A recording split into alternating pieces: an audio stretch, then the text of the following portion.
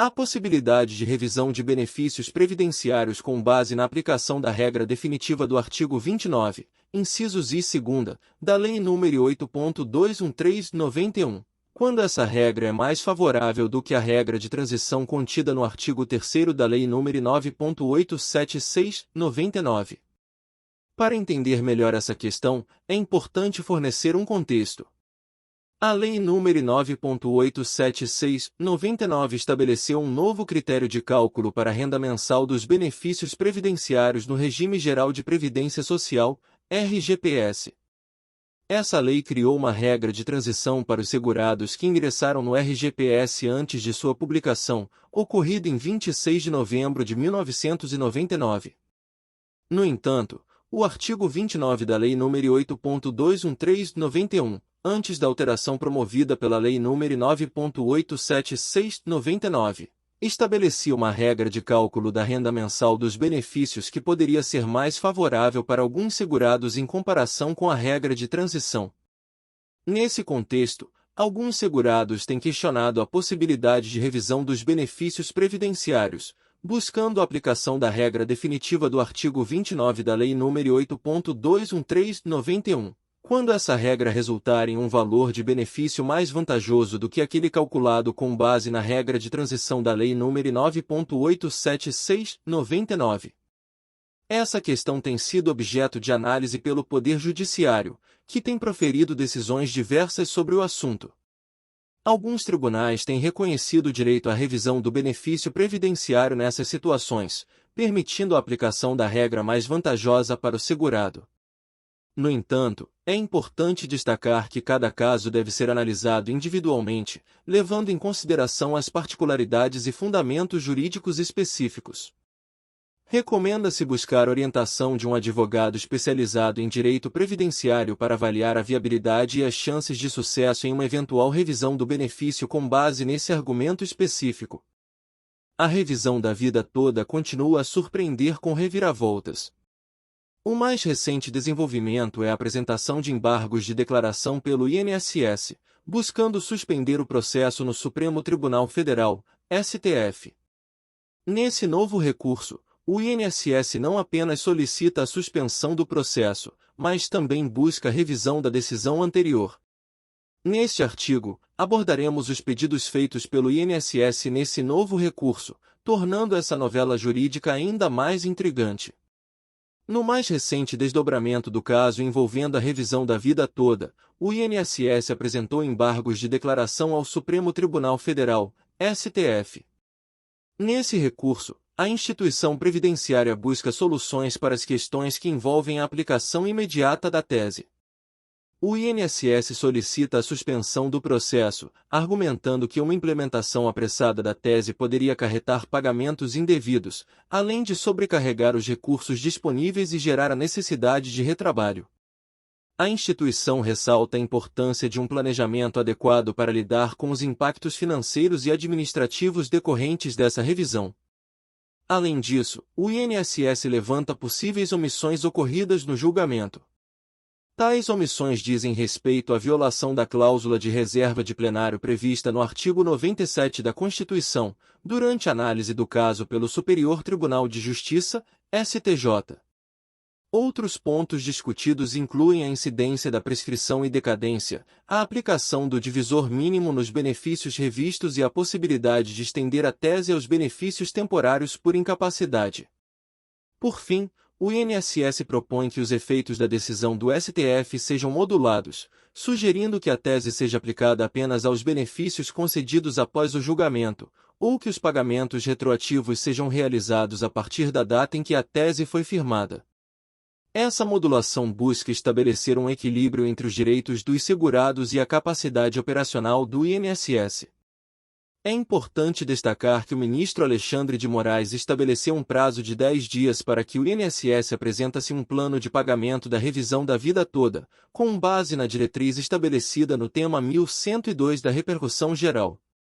Porém, até o momento, o plano ainda não foi apresentado, aguardando-se novos desdobramentos. O desenrolar dessa complexa questão continua a despertar atenção, uma vez que as decisões tomadas terão um impacto significativo nos segurados do INSS. Continuaremos acompanhando os desenvolvimentos e forneceremos atualizações assim que novas informações estiverem disponíveis. Aqui estão alguns exemplos de situações em que a revisão da vida toda pode ser vantajosa para quem trabalhou por 10 anos. Exemplo 1. João trabalhou de 1985 a 1995 em um emprego com salários elevados, mas depois passou a ter salários menores.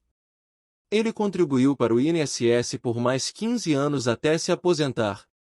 Com a revisão da vida toda, os salários de contribuição anteriores a julho de 1994 serão considerados no cálculo do benefício, o que pode resultar em uma aposentadoria com um valor maior. Exemplo 2. Maria trabalhou de 1990 a 2000 em um emprego com salários baixos, mas depois passou a ter salários mais altos.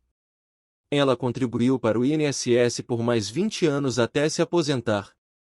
Com a revisão da vida toda, os salários de contribuição anteriores a julho de 1994 serão considerados no cálculo do benefício, o que pode aumentar o valor da sua aposentadoria em comparação com a regra de descarte desses salários.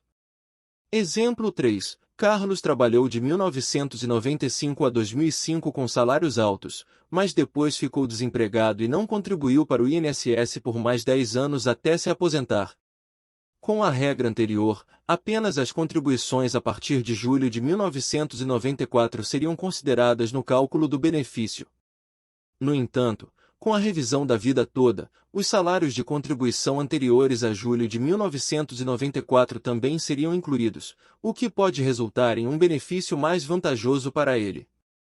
Lembrando que esses são apenas exemplos hipotéticos e que cada caso deve ser avaliado individualmente. A revisão da vida toda requer uma análise detalhada das contribuições e das regras previdenciárias aplicáveis a cada situação específica. É recomendado buscar orientação de um advogado previdenciário especializado para obter uma avaliação precisa e tomar a decisão mais adequada.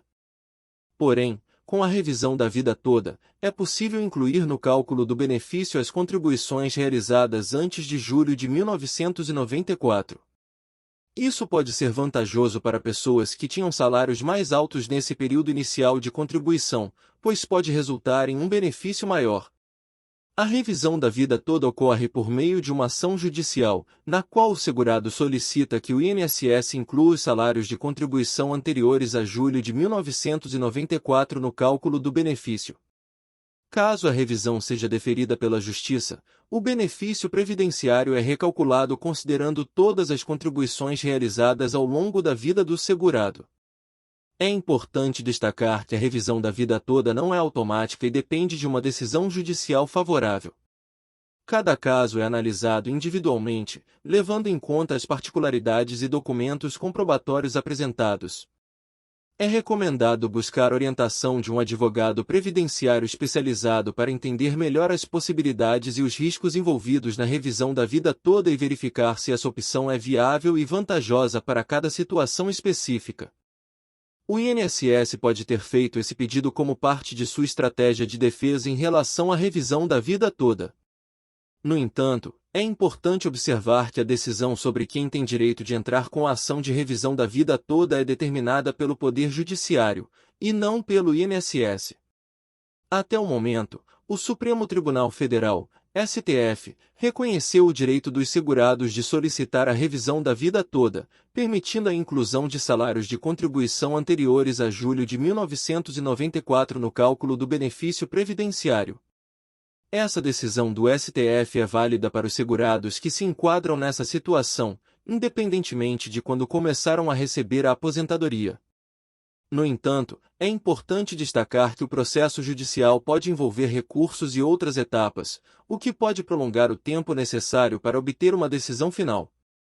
Portanto, se você estiver considerando entrar com uma ação de revisão da vida toda, é recomendável buscar orientação de um advogado especializado em direito previdenciário para avaliar o seu caso específico e obter informações precisas sobre os seus direitos e as possíveis consequências legais.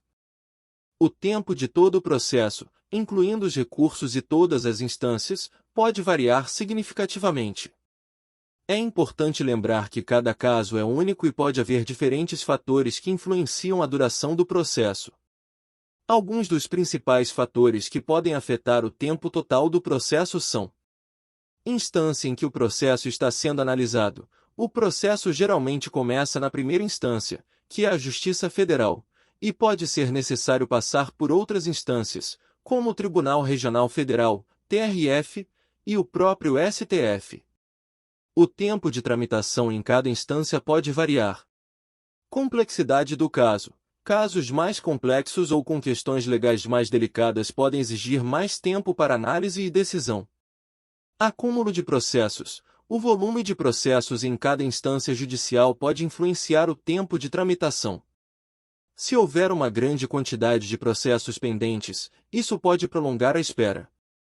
Recursos e prazos. Os recursos apresentados pelas partes envolvidas no processo, como o INSS ou os segurados, podem adicionar etapas e prazos ao processo. Cada recurso geralmente requer tempo adicional para análise e julgamento. Devido a essas variáveis, é difícil fornecer um tempo específico para todo o processo, incluindo recursos e todas as instâncias. Pode levar vários meses ou até anos para que um caso seja concluído, dependendo das circunstâncias individuais. É recomendável buscar orientação jurídica especializada para obter informações mais precisas sobre o tempo de tramitação em casos específicos. Procure um advogado previdenciário para dar entrada no seu processo de revisão da vida toda.